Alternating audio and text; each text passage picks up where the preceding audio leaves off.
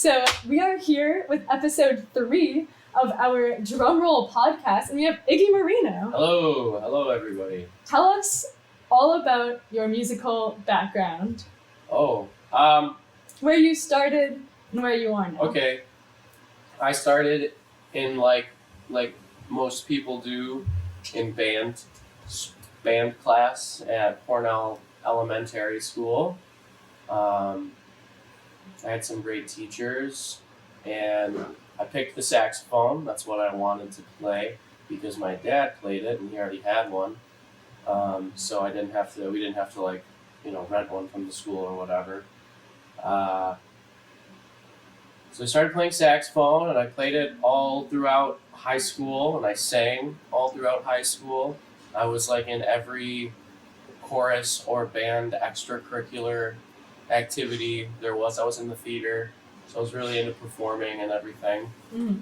And I was pretty much like the quintessential like band, theater, choir geek. Fair enough. Yeah. Me also. But on the side, when I turned 16, my parents kind of started letting me play in bar bands, which good for them. Thank you, Mom and Dad. I started playing in bar bands. I played with a band called Tropical Cream. I was like 16, 17, and we played in like dive bars around Allegheny and Steuben County. And then I played in a band called Cosmic House Band, playing saxophone. Again, I met some of my best friends in music and some like really cool older guys to teach me the ropes. Then I went to school for music, and now I'm here. I've been in bands, playing in bands all of my life, and it's just that's what I like to do. So that's awesome. That's what I do. Have you found that this coming up in this community, and now you've moved to Rochester, yeah, and gotten involved in the music scene there. Mm-hmm. So what kind of have you noticed are some differences between your Allegheny and Steuben kind of like trying to come up versus now you're in Rochester, you're in Public Water Supply, which is a pretty well-known band in the area. So what has that transition been like? Oh, well, Steuben County, Allegheny County is just smaller, right? Like there's less venues, or more venues just more spread out. Mm-hmm. So, and I was a kid when I was in all of these bands, so I never really had to deal with any of the business aspect of it, or like booking, or having to deal with venue owners for pay or anything. I literally just had to show up. Mm-hmm. I didn't even have a license. Like they would just drive me, and I would hitch a ride with whoever was able to give me a ride. So I guess I don't really know. I mean, I know being in Rochester, it is a city. And there are, more. It's less fun and games now, and more business oriented, which is fine because I get to have my fun and games when we're out on the road and when we're playing. But at the same time, I have to always have my manager hat and make sure everybody's getting paid, make sure there's enough resources for the band to get from point A to point B and everything. And we don't really play Rochester very often. I do as a personal musician, like I'll do musicals or dinner party gigs or stuff like that. I just played a weird gig. It was the weirdest gig I've ever played. It was a cold plunge seminar. Oh my gosh. Yes, so that was, and I do stuff like that all the time, freelance, right? And I do it all over Rochester. But the band, we usually only play 4 or 5 times a year in Rochester, and the rest is on the road. So you refer to the band. I assume you're talking about Public Water Supply. Yes, Public Water Supply. Tell us a little bit about Public Water Supply. Oh, man. Just a great bunch of dudes who are incredible musicians, make me look really good as the singer. They're amazing people, amazing musicians. I think we kick ass. I would say I'll edit that. Oh, okay. We'll fix it in post. I think we do a good job. I think we do really well. And I wouldn't have it any other way. Like, it's just the best group of dudes to be on the road with. We play all over the place. There's Alex. Yeah, Alex Brophy on bass, Karis Gregory on lead guitar, Spencer Cornrich on drums, Tanner Cardis on harmonica and vocals, and then myself on acoustic guitar, rhythm guitar, and lead vocals. How long have you all been together under the name Public Water Supply? Under the name Public Water Supply, probably like 2.5 to 3 years now. It's kind of like a muddy beginning. We started during COVID, right? Tough time. Yeah, tough time to be a band. I had to get a day job. It was the worst. And so 2.5 years. But we've known each other for like 10 years now. And we've been playing together in other bands for like 10 years. So you mentioned that you find yourself primarily on the road. Yeah. As Public Water Supply. So would you tell us a little bit about where you find yourself and what that tour experience is like? Oh, it is insane. You find yourself in the most interesting, weird places like I would never have thought in 1,000 years I would be in. And then, there's the regular places, like you try to hit the big cities, and that's always fun. But I have found that while the big cities are the desirable markets, and they're always amazing to play, it's like the places on the way are always like the most fun because it's like a little bit more low stress, first of all. And also it's just like you never know what you're going to be getting into. For instance, like we've played this town in West Virginia called Harper's Ferry, and that's like a checkpoint for the Appalachian Trail. Yeah. And so you get a lot of transient people coming through there, and it's just so beautiful. It's right on the Shenandoah River, and we got an Airbnb there once.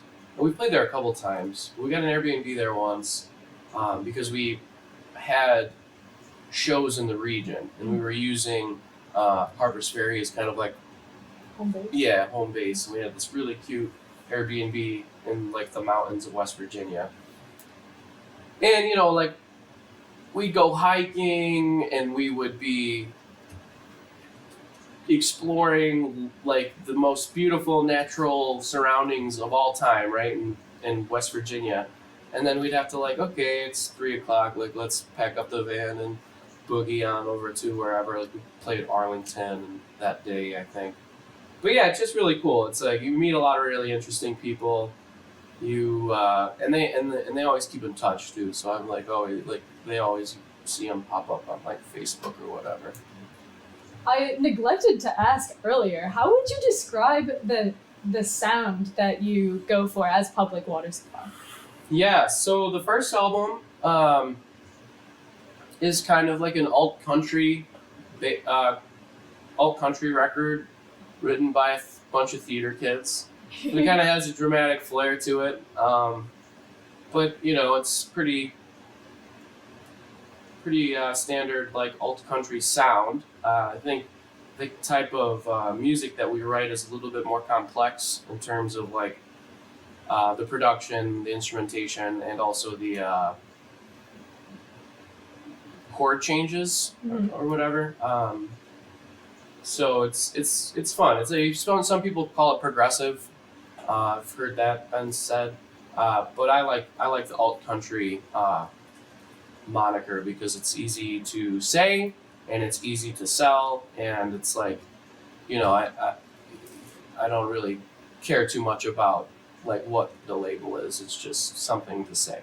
Yeah, I've also seen people describe it as Americana, which I think is a pretty also appropriate name because you cover all sorts of genres really within your performances. Having seen Public Water Supply a couple of times now, it's a very cool mix of songs that are presented in a way that usually you wouldn't hear them. For instance, Time by Pink Floyd. Yeah. We saw you perform the other day. Yeah.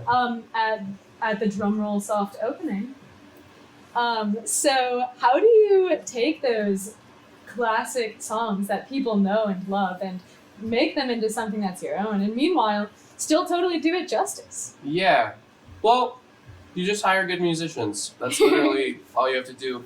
And country music is easy to mess around with because it's not simple by any means. It's sometimes, but in a good way. It's not like rudimentary, you know. It's usually based on like a pretty standard chord progression. Musicians will know I say like a 1-4-5, Mm-hmm. similar to a blues, and it's just easier to take. It's like a blank canvas. It's easier to take those songs and augment or take away something to change the original feel of the song. Mm-hmm. So for instance, we play Nightlife by Willie Nelson, which is a blues, a country blues, but we play it as a bossa.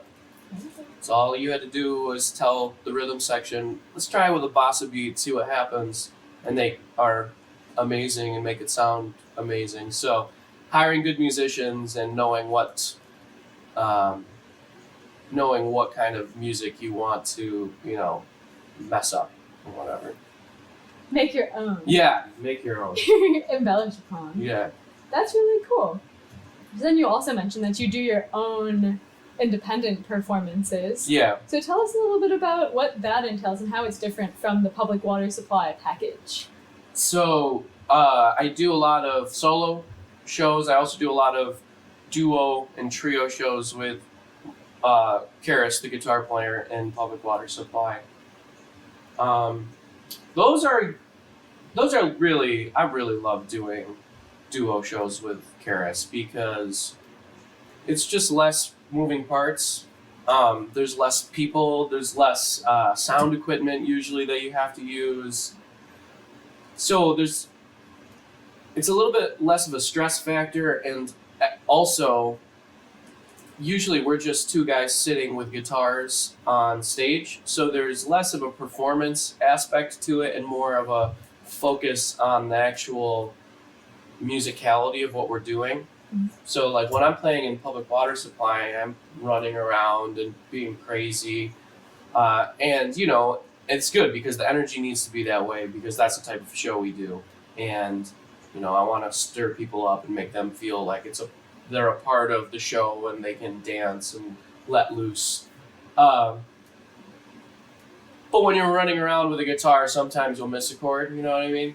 So if I'm sitting here and I'm really focused on playing my guitar and supporting Karis as the soloist, it's like one of the most intense ways that we could practice together because we have to be good because there's people watching and we want to engage them through the music, not through the performance aspect. So that's one thing that I like about the duo and solo stuff. Cool. Yeah, certainly your performance with Karis was a very intimate show. It was very subtle and pleasant and certainly not background music, but 100% just easy listening. Yeah, well, the goal, a lot of people say like, oh, you're going to do a dinner set, background music. And that's a good way to look at it. However, as a musician, I would like to engage people, even if it is just for the purpose of background music. So the goal is always to engage, even if it's just through the strings of the guitar. You know? Absolutely. So where can people find an Iggy Karis performance? Ooh, Karis and I perform quite often at this cocktail bar in Hornell, New York, called Hush Cocktail Lounge, owned by my very good friend Jess Loper. She's amazing. That place is amazing. We usually do like once a month there. Got to get back on it. Holidays have made it a little bit less, a little bit more sparse. But we do that very often. We'll promote usually when we have shows as duos. We don't have anything lined up right now. But as the winter progresses and like everybody starts feeling a little bit more restless, I'm sure we'll set some stuff up. Like I have plans on putting together a house band for a restaurant in Rochester, which I can't say yet, but Very exciting. Yeah. to be followed up on, I suppose. That's really that must be a very cool experience, being able to share your music with people in that type of setting. Yeah, and you really can do it. It's just a lot of work. Like anybody can do it. You just have to practice really hard and be a relentless emailer, if you will. Yeah, seriously. You know.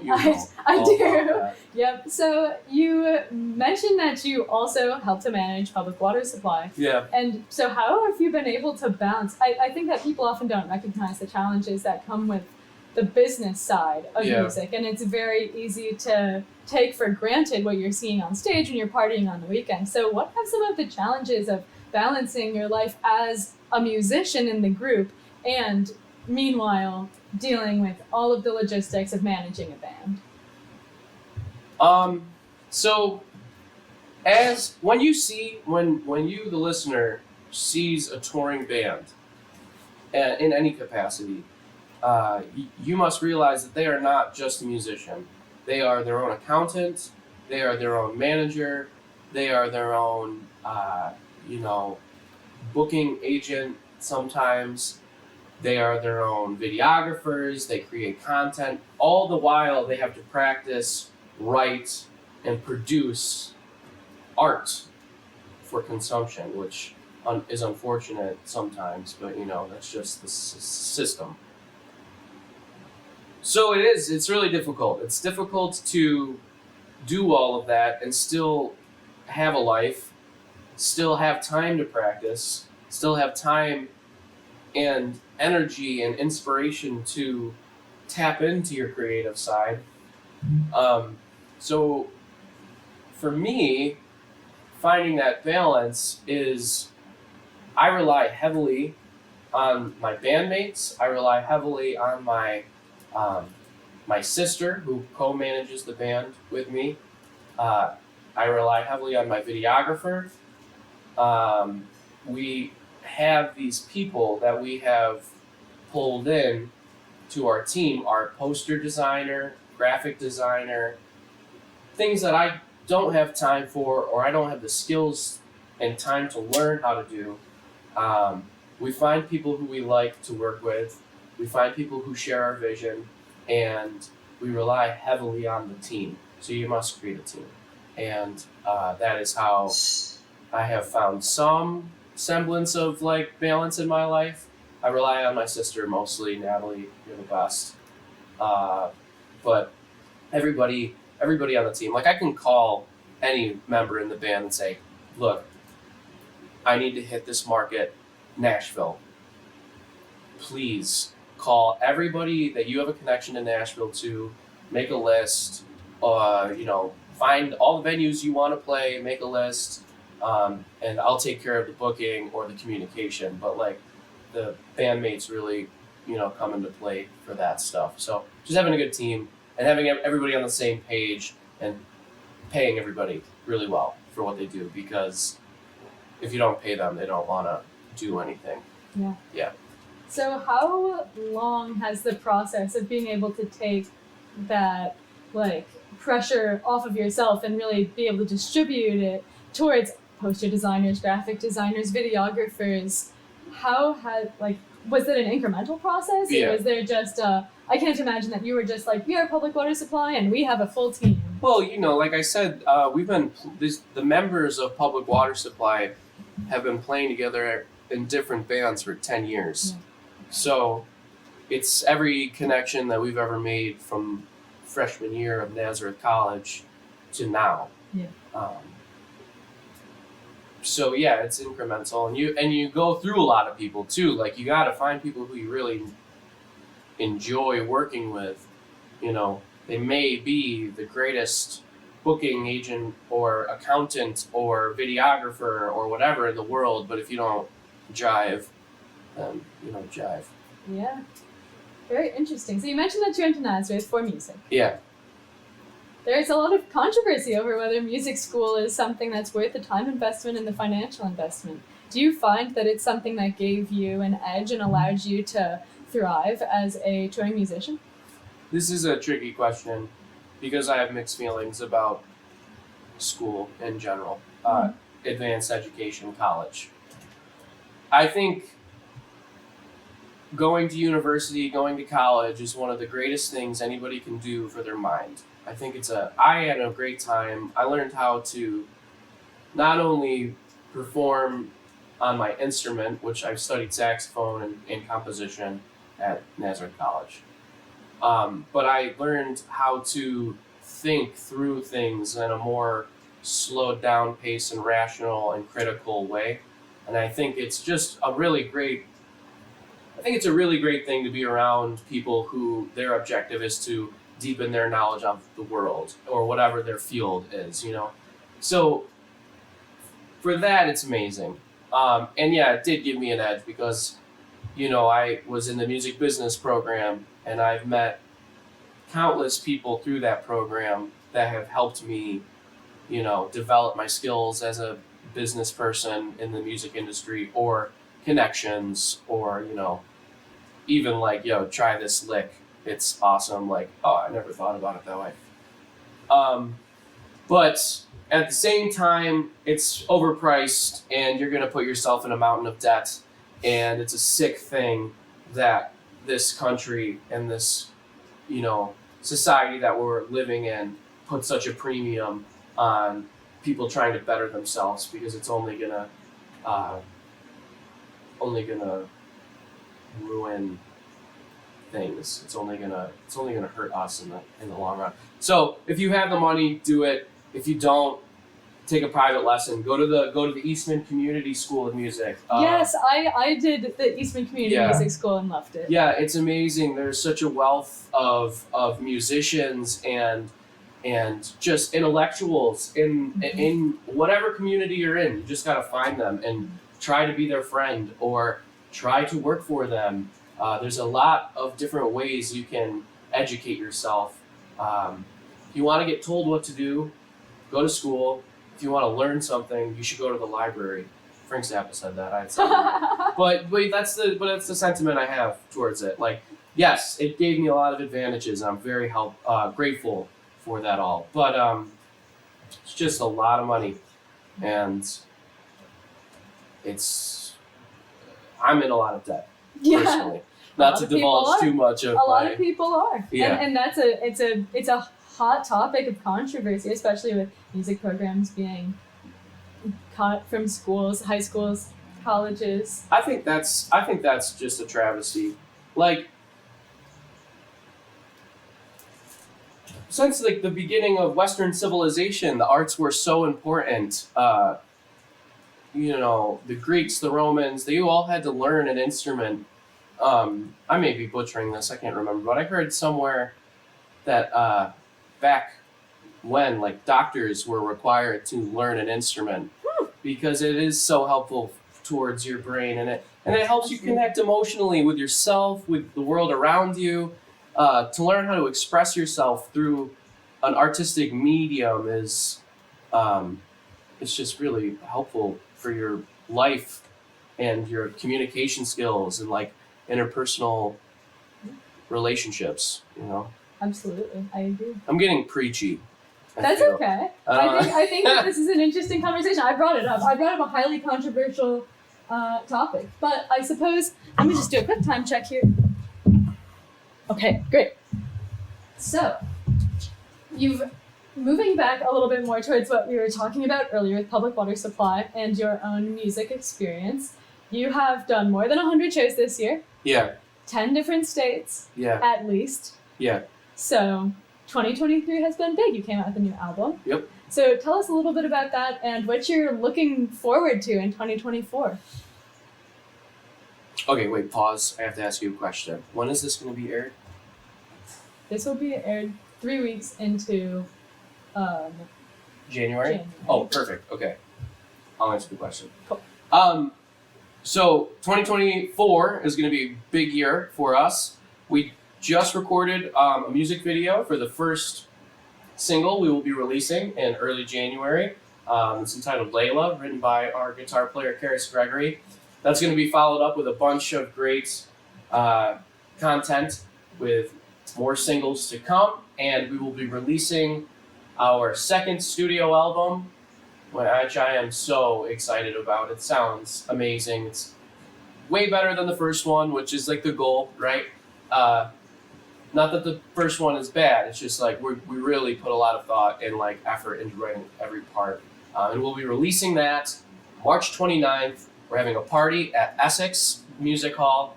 March 29th. You will get your tickets on the website, our website, Essex website. Tickets are $25. We're gonna have a full circus opening up for us. We have a pole dancer, we have a hula hoop dancer, a juggler, and a contortionist. It's gonna be wild. So check that out. It will be our Sun Festival. We're hearkening in the lunar eclipse or the solar eclipse, the full solar eclipse, which is going to be happening in Rochester the next week. So it's sun themed. Come in your coolest sun god, goddess, whatever costume, and you'll be entered in a costume contest. We have vendors. It's going to be awesome. It's going to be really cool. And then we're going on a full tour. So where's your full tour? We're starting in Woodstock, downstate. Then we're moving over to the Ohio market. We'll be going down south through Kentucky, Tennessee, and then back up the East Coast. Wow. Yeah. How long are you going to be at? The first run, we're going to be gigging all summer long. But the first run, I think, is going to be about 2 weeks. Wow. 2-week tour. Have you done such extended tours before? No, we've done like about a week and a half, but Okay. 2 weeks is like the longest we've gone so far, but we want to keep growing, and that's just the next move. Are there any special preparations that you've made in advance of this kind of next step? Yeah, we as a band we have like business meetings every like once a month, and everybody is super excited to be on the road, but we've like set aside actual time for rest. We've blocked off a couple of weeks where we're not booking any shows this time, because last summer we played every weekend pretty much, and it was brutal. Really fun, but really tiring, burnt out. But yeah, we're setting up real shows with real good times and real time off. That's like the motto we've been having. So that we fixed up the van, and yeah, I'm getting into meal prepping for the road too. I think that's important because being on the road, man, you just eat the worst food. It's so bad. Yeah. And I'm like, I really feel horrible if I don't get to eat my veggies. I was going to say, you got to get a vegetable in there. Yeah. Cool. Well, do you have any final thoughts, inspiring messages, announcements about your happenings that you want to share before we close out today? Yeah. Check us out. Go find us on our website, publicwatersupplymusic.com. The album is going to be fantastic. We've got great musicians from all over the Rochester community, some names that you will recognize. The party is going to be great. Thank you so much to Essex for hosting our album release show. I hope to see everybody there. And yeah, just be good, be well. Excellent. Thank you so much, Iggy.